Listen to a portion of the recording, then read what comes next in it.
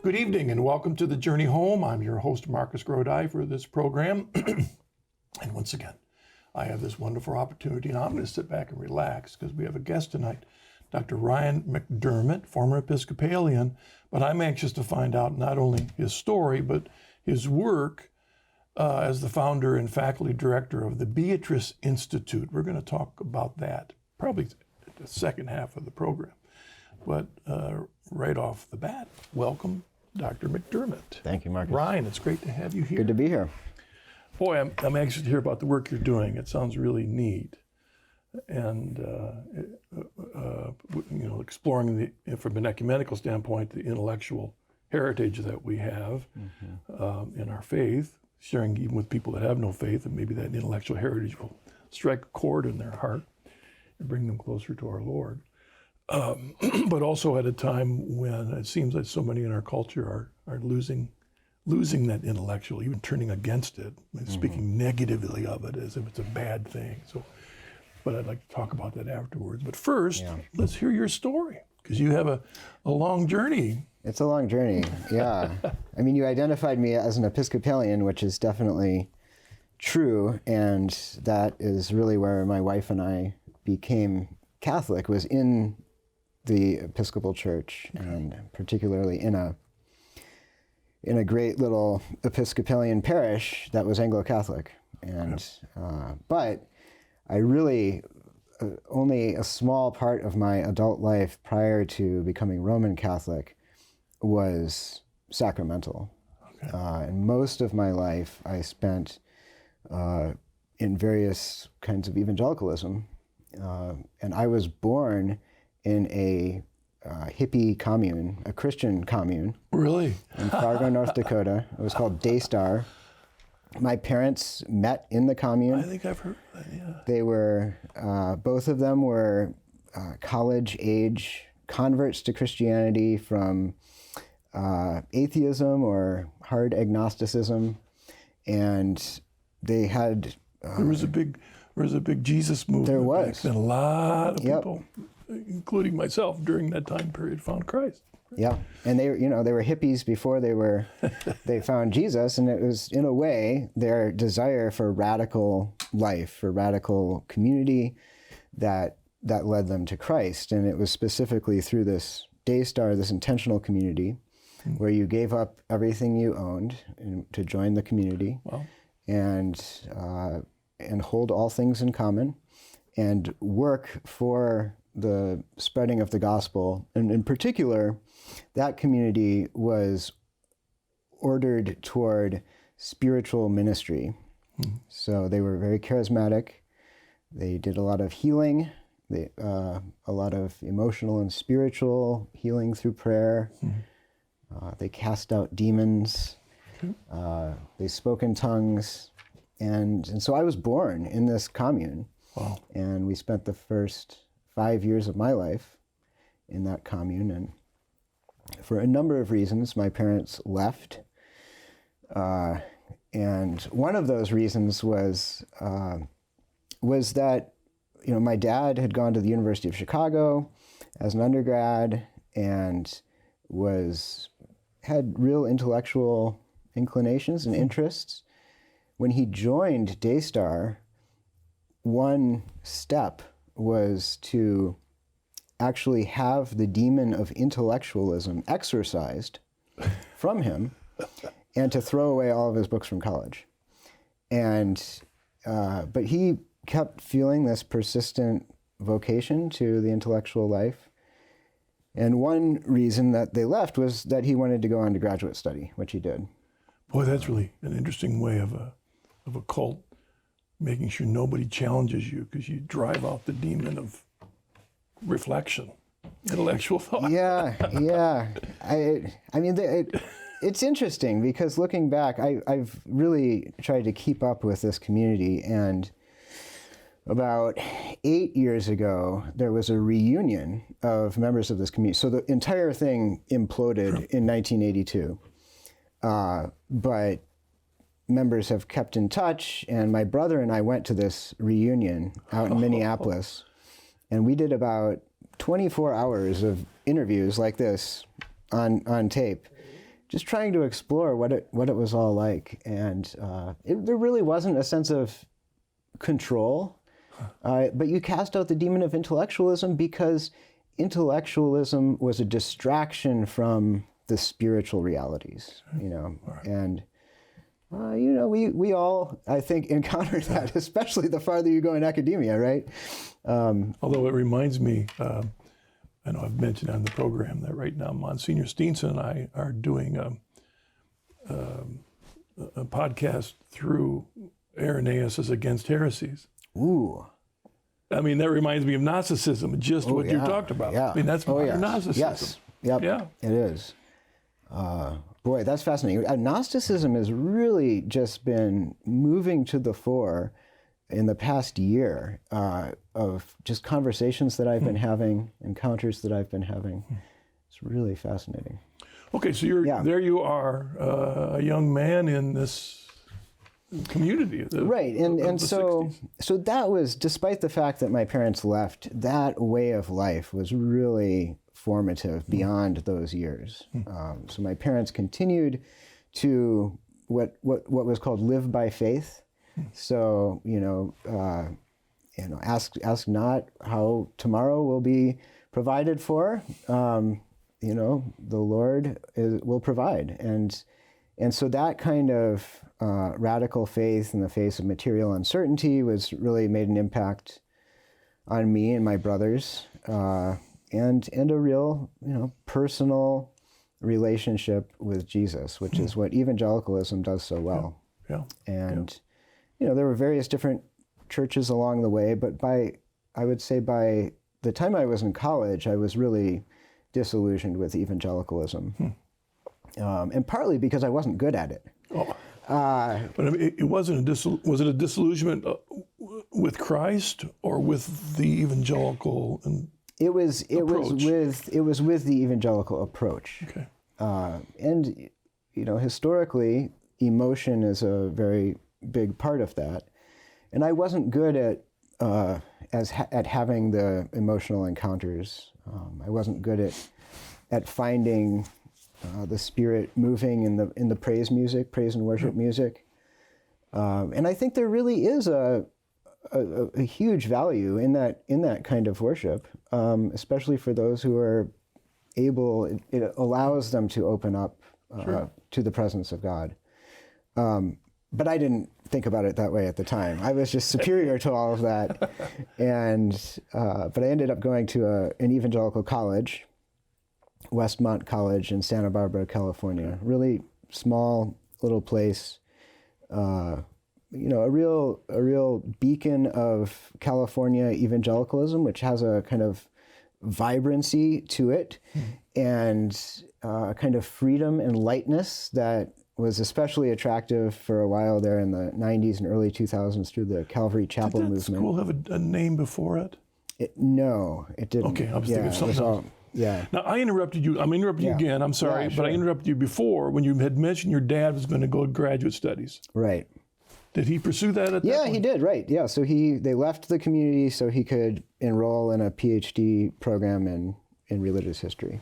Yeah, because he eventually... Yeah, and he became a church historian and a professor at a small liberal arts college for most of his career, Roanoke College in Virginia. Okay. So that's where I spent most of my youth. And then after that, he went on to be the chair for Anglican Studies at Beeson Divinity School, which really allowed him to kind of fully live into this calling that was more than just to be an academic church historian, but to do history for theology, The reason I wanted to make sure we got that out is because he was a model for you in some of those ways. Yeah, Definitely. definitely. Academia, and you were a bit of a PK maybe in there too, huh? A pastor's kid. Well, yeah, not so much. He was only ordained to the Episcopalian orders after I was sort of out of college, and that was later in life. All right, well, our guest is Dr. Ryan McDermott. So in terms of back to your story, there you are studying out in California, right? Right, Okay. right. And, And that I would say was kind of a nadir of certainly of practical faith for me. I was I became an English major there.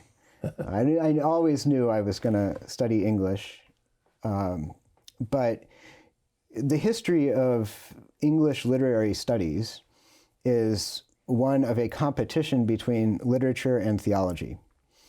Sure. In England, in the middle of the 19th century, English was being established as an academic course of study. Matthew Arnold was the one making this argument. He gets himself appointed as a chair in poetry, the first ever for vernacular language in England at the time. And I really felt that movement of English literary studies, that it was a way of providing meaning in life that was, in some ways, richer and more concrete than the Christianity that I knew. And so when I say I became an English major, I became an evangelical English major. And so that was, it was an important time of life, but also one where I was, to the extent that I would enjoy going to church, it was to experience the Book of Common Prayer. I don't want to distract from your journey again, but what you said fascinates me, that it was a battle between the literature and religion, literature and theology. And it makes me think that today we take it for granted, but when you buy a novel or you watch a TV show or you watch a movie, it's a form of literature, if you will, the stories in those are completely absent of any vertical element with God. Mm-hmm. You're seeing entire worlds, people's lives, their relationships, without any reference to God at all. And that's more the norm for majority. In fact, if you try and write a book with too much religion in it, it's seen as a bad fiction. Mm. But if you go back, the beginning of English fiction and literature, was it more a part of it there to assume the reality? Yeah, definitely. And I would say that I remained attracted to literature that had a transcendent horizon. Yeah. So to say that I became an English literature major is not that I became anti-religious or anti-transcendent. T.S. Eliot was my favorite poet for a while in college, and he's anything but anti-transcendent. So, but it was these vehicles that were well within the literary, what I understood as the literary tradition. So I understood this tradition as being distinct from and independent from the religious and theological tradition. Now I've discovered that's not at all the case. That's not at all true. I mean, we need to, for example, understand T.S. Eliot as part of the history of Catholic doctrine. Yeah. And so when you reinterpret that, you realize that Matthew Arnold was articulating a false dichotomy, and so I'm glad that English literature is a discipline in its own right now. I'm glad that there are English departments to a certain extent, but ultimately I think that that we could accomplish everything we need to accomplish with a more integrated academic system, so that the departments would look a good bit different than they do now. Yeah, I want to bring up another name that's been on the journey home many times, and that's Tom Howard, Dr. Tom Howard, who was a good friend of the network.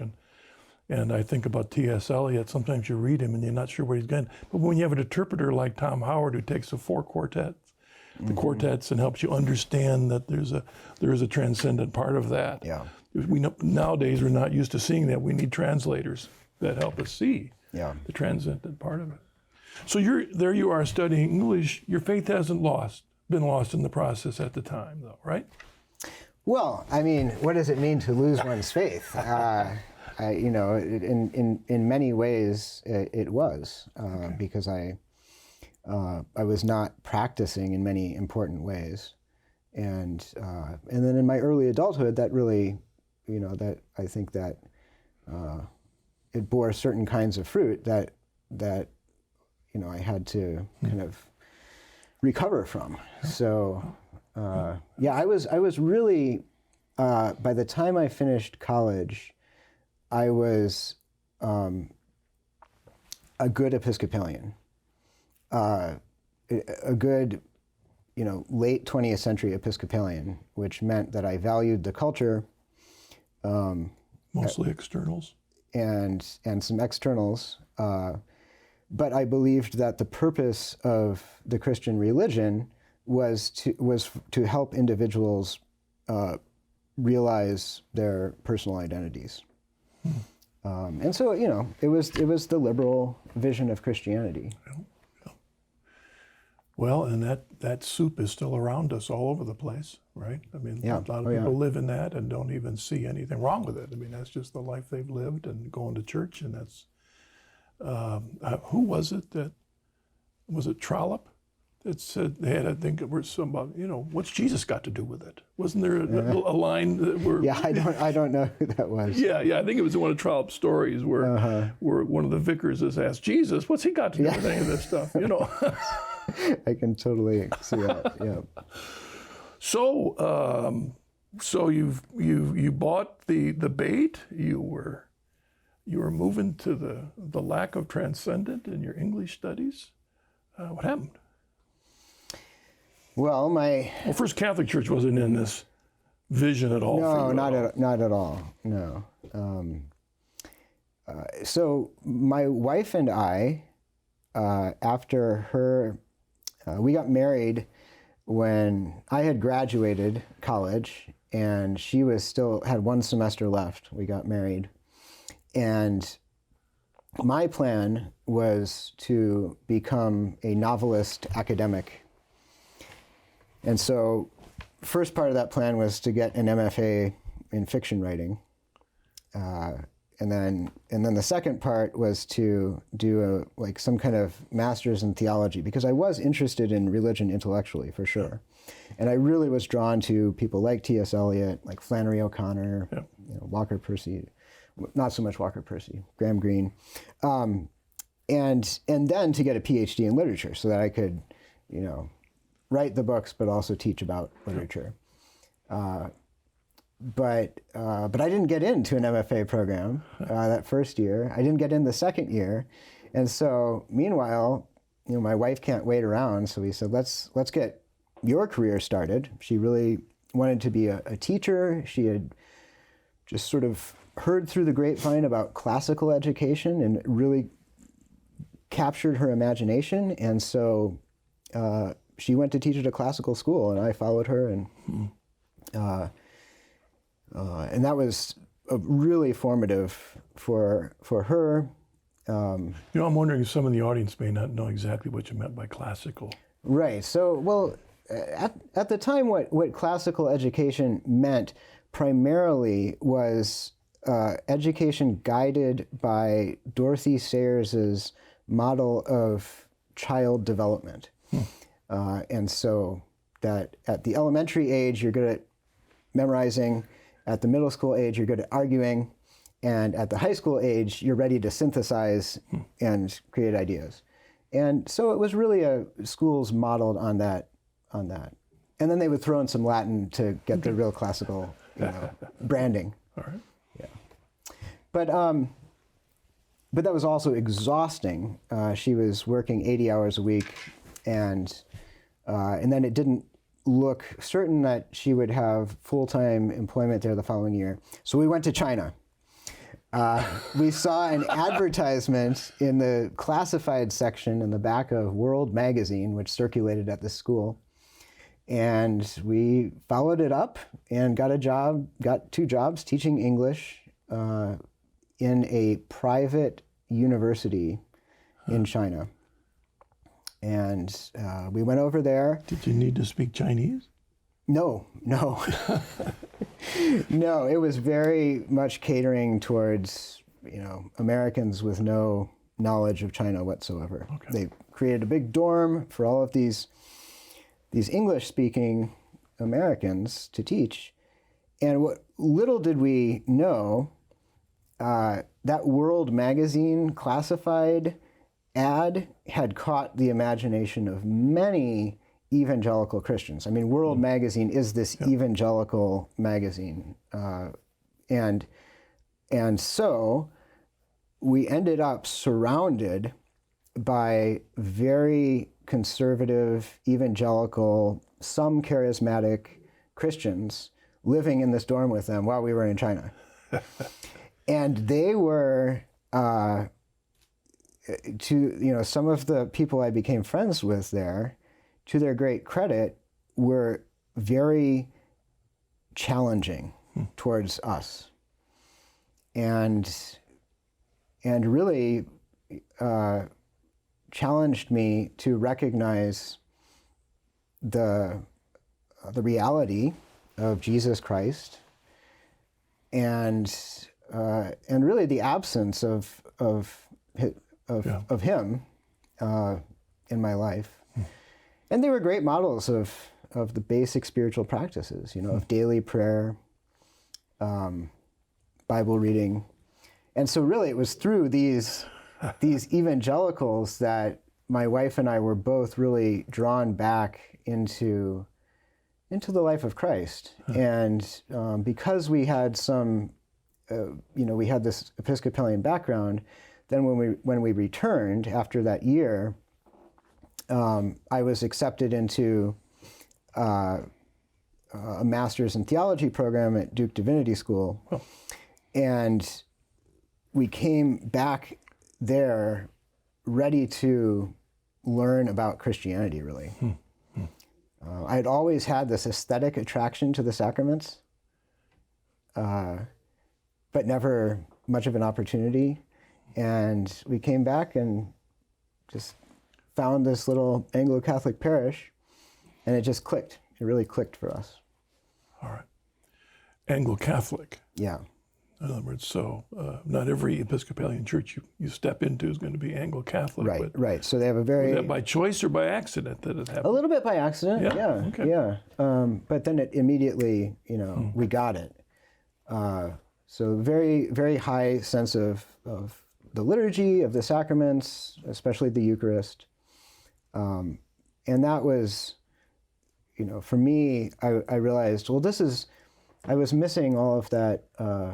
There was something absent for me in what takes the place of the sacraments in the evangelical service, which is, the sermon and the praise music. And the sermon was great. I was interested in that, but it was I wasn't being touched deeper than my intellect.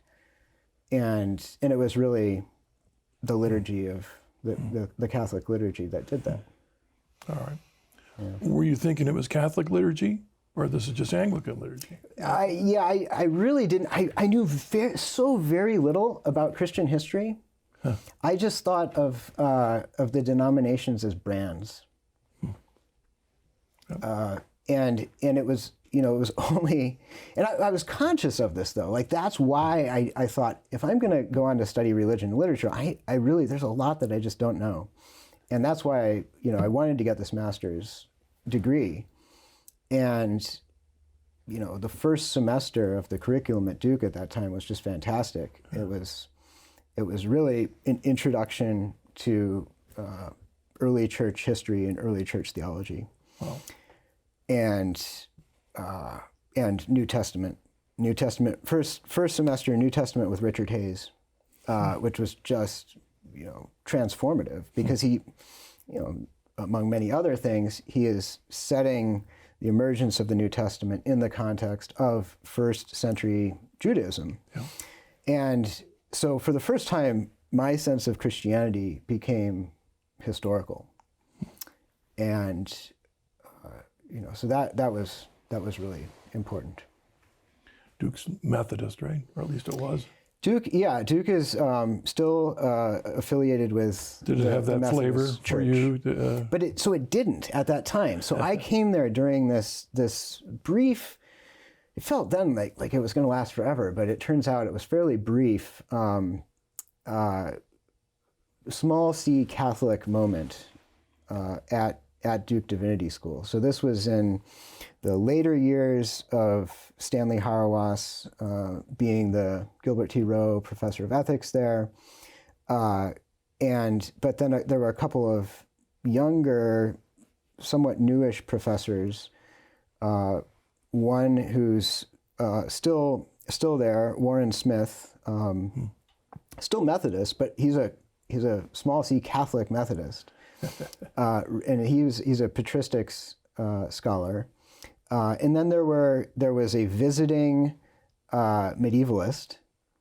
And then there were some Reformation, a Reformation historian who was also sort of on his way out the door, David Steinmetz.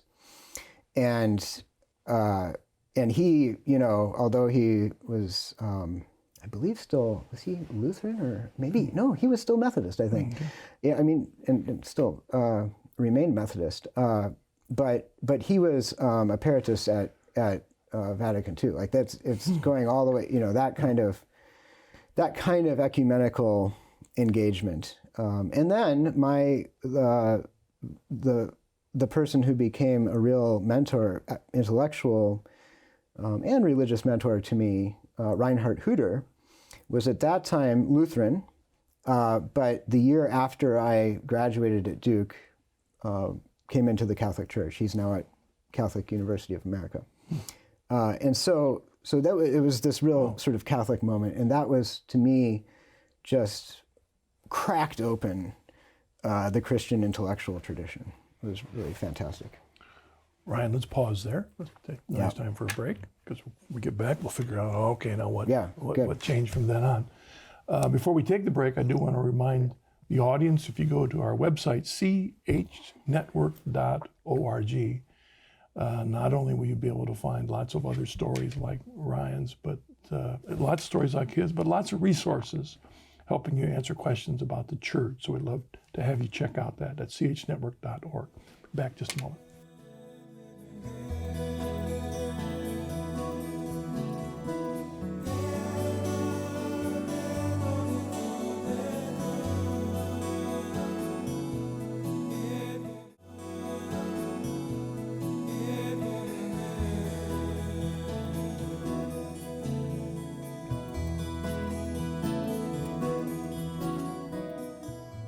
Welcome back to The Journey Home.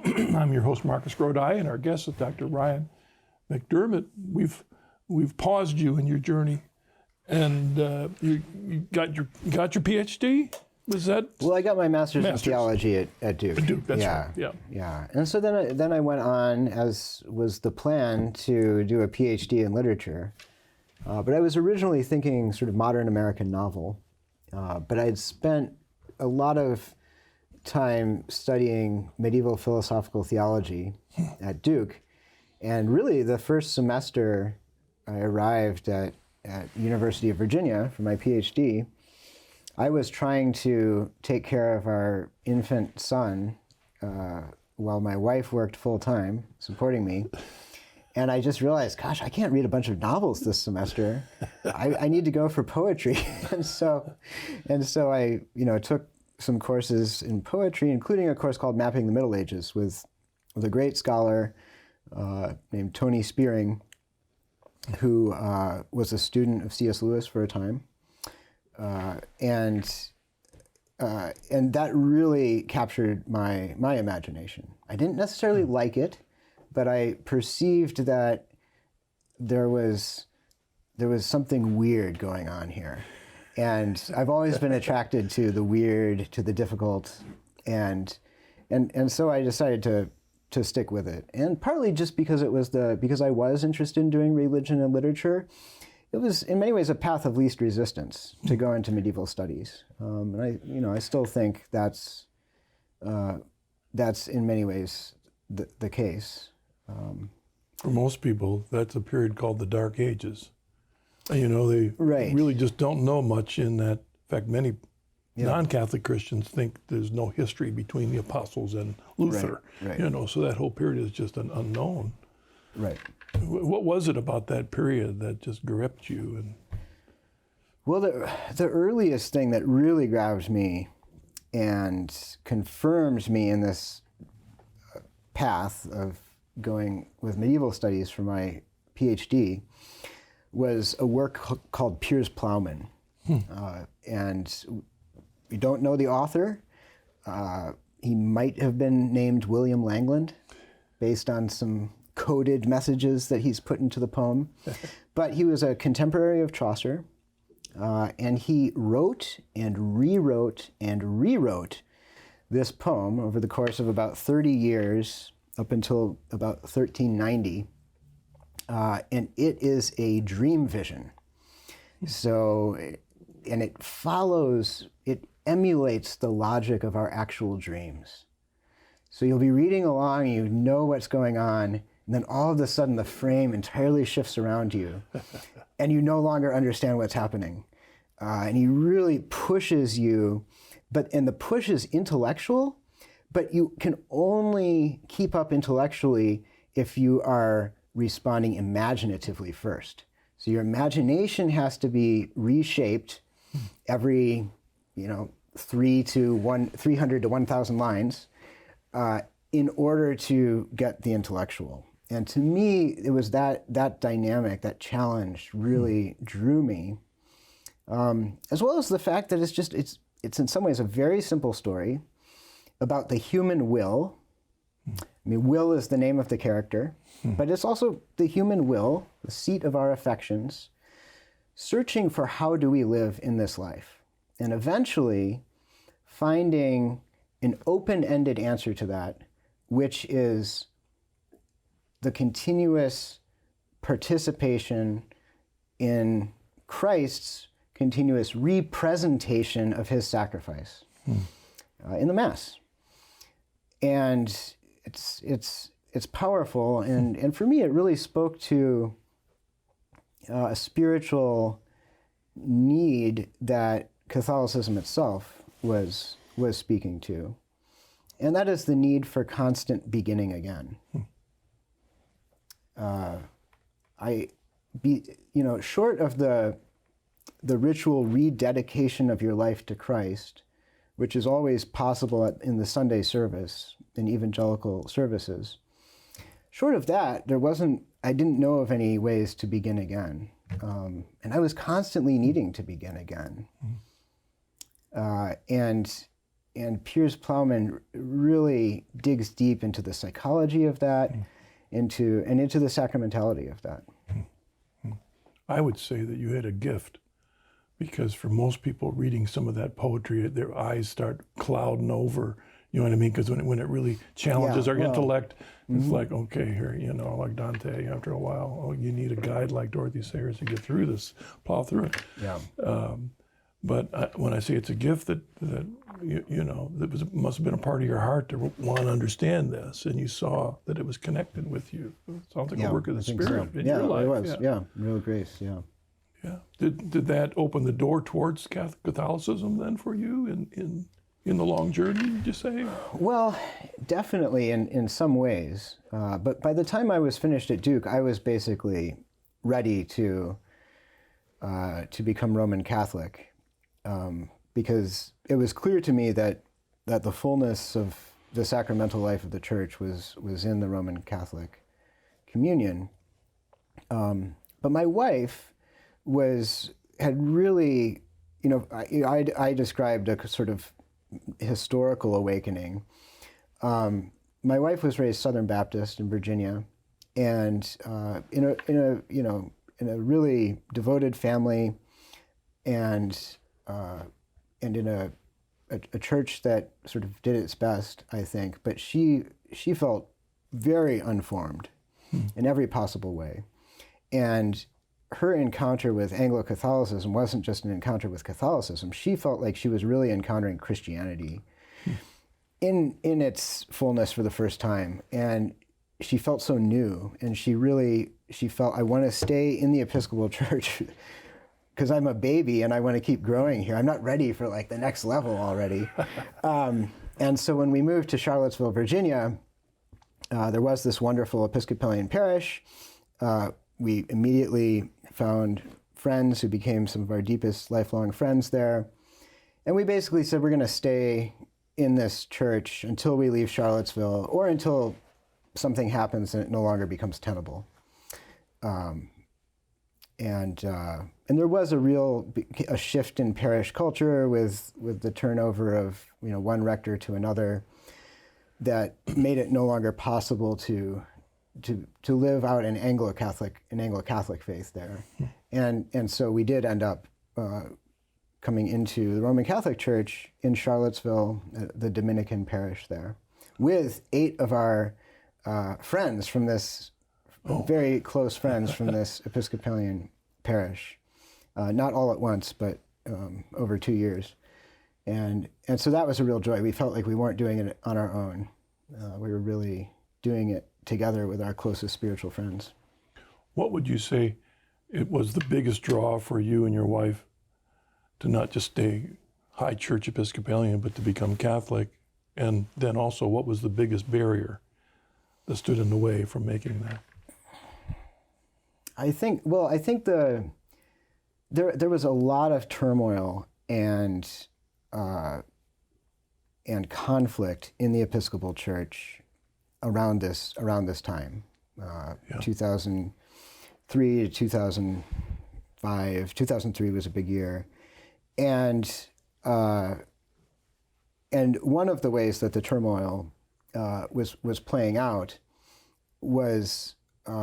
At certain parishes, there was a kind of a sorting of the type of Episcopalian that you were into different parishes in a way that hadn't really been the case before, and so, our parish was one that was pretty integrated among. We had evangelicals, we had Anglo-Catholics, right, and then it kind of resorted itself so that it wasn't very friendly to any but the evangelicals, and so that was So the draw was kind of, well, we can continue to be Catholic as we understand it at a Roman Catholic church. Yeah. And, it's, looking back, it's not the best reason. And there definitely were these obstacles. One of which was just that we had come to love this liturgy. And, by American Catholic standards, the Dominicans were doing a nice liturgy, but it still was nothing like the Anglican. I still feel the poverty of the Anglican liturgy. Have you ever gone to an ordinariate? I've never been able to. I've never been. Because there you may experience in an area that would it would be very interesting. I've since gotten over that. I'm no longer a liturgical snob at all.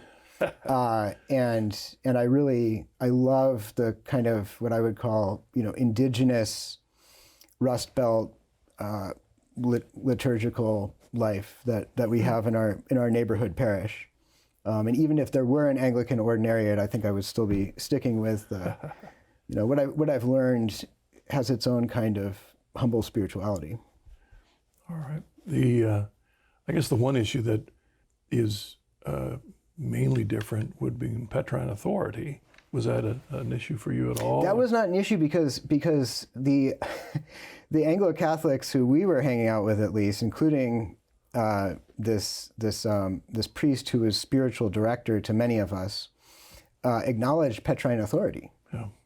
So I was that was taken care of. You were prepared in many ways. We've got about 15 minutes, so that's plenty of time. I want you to have a good chance to, there's more maybe you want to add to the story, but your Beatrice Institute, how'd that start? Was that the next step now in this journey, or was there? Yeah, I would say it is, because I was very fortunate to get a job at the University of Pittsburgh right upon completing my PhD, and it was not the kind of job that I ever expected. Yeah. I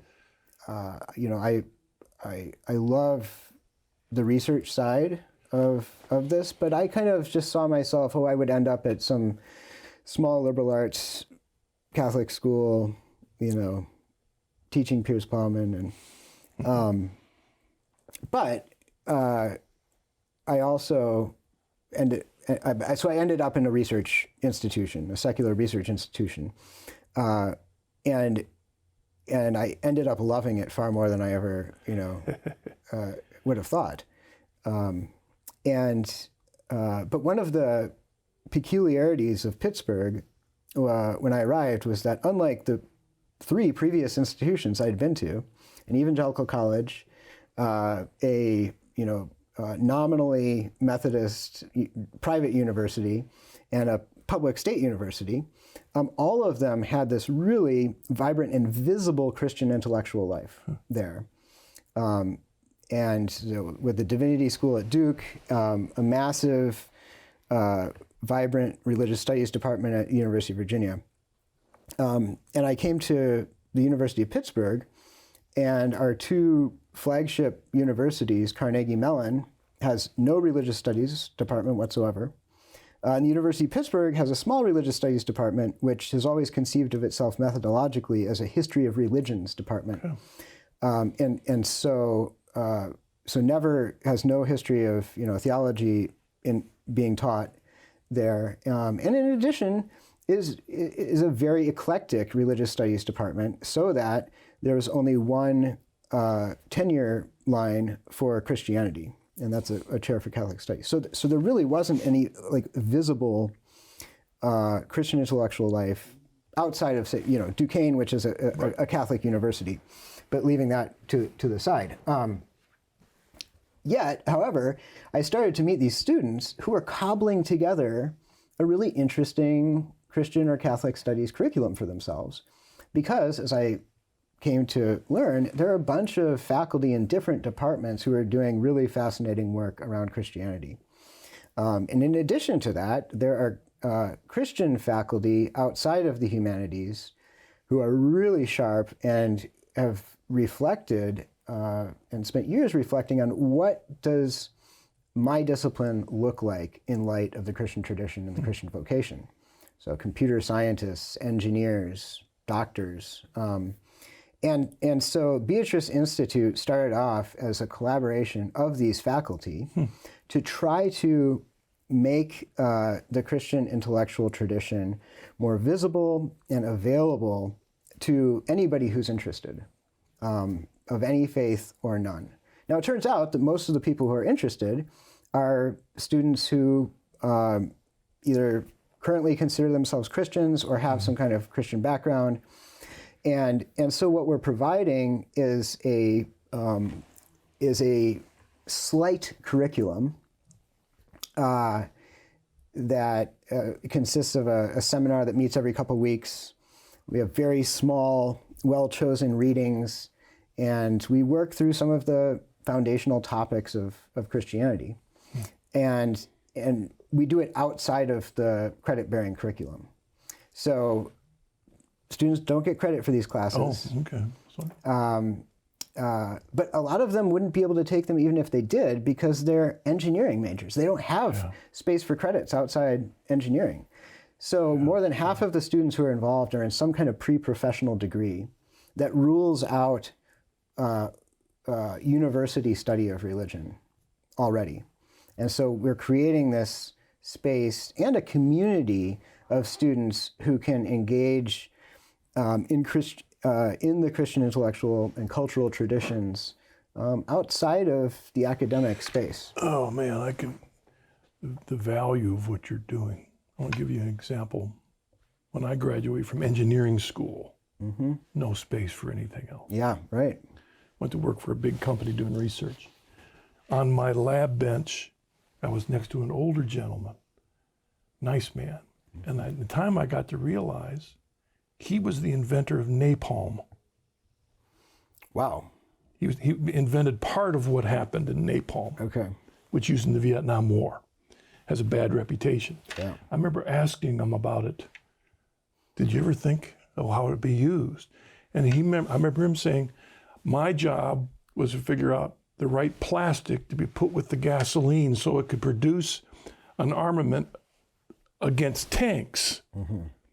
And when we did that, it never crossed our mind that that might get redirected from a tank to people.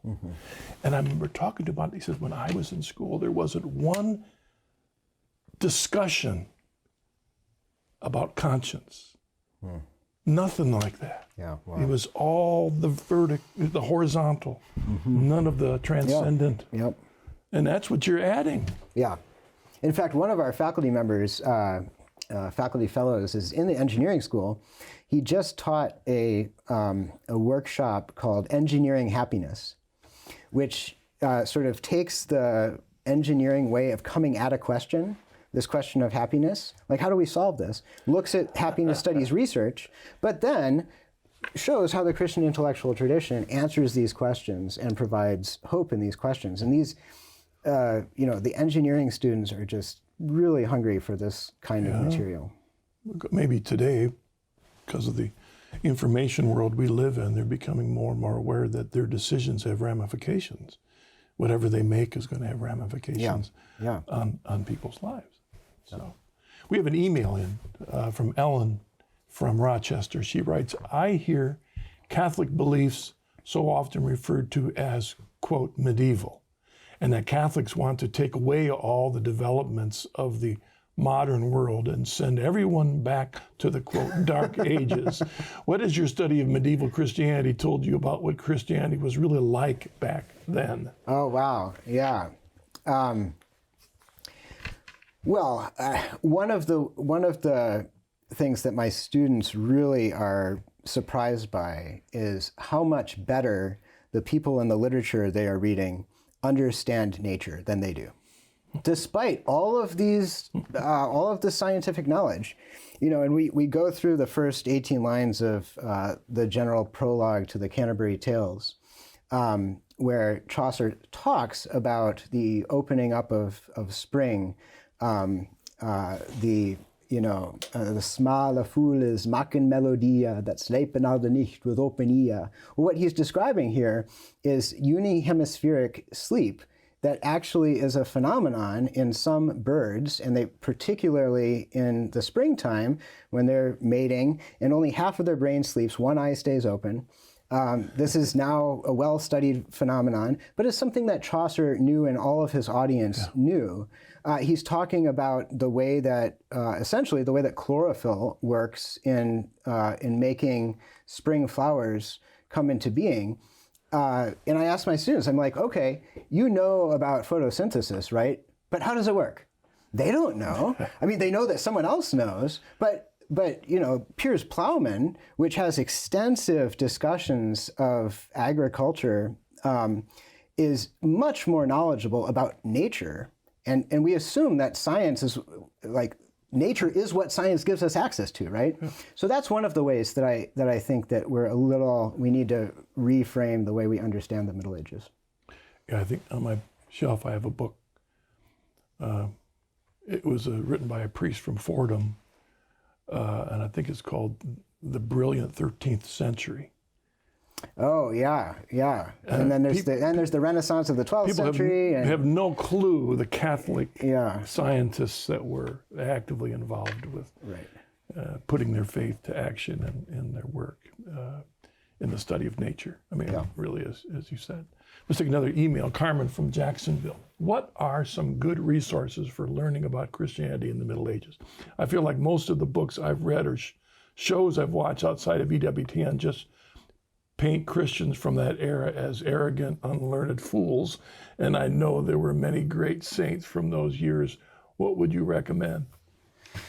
Wow. Well, for a concise and really good kind of academic history of the church in the Middle Ages, there's one by Vidmar, and the name is, the exact title escapes me, but that's one that I would recommend. My good friend Jason Baxter has published a few books that bring you into medieval culture. One of them is A Guide to Dante's Divine Comedy, which just recently came out, and it's not only a guide to Dante's Divine Comedy, but really a guide to the medieval imagination. He's sort of updating C.S. Lewis for the 21st century. Yeah. Of course, there's Daniel Ropes and all those books, right? Were they good expressions of that time period? Yeah, I mean, they are, but we're learning so much about the Middle Ages all the time that that books published in the 21st century are really going to have something valuable there that I would recommend. The Catholic Church Through the Middle Ages. By That's Jim right. Marr. Yes. Great. Mary Claire helped us out on that.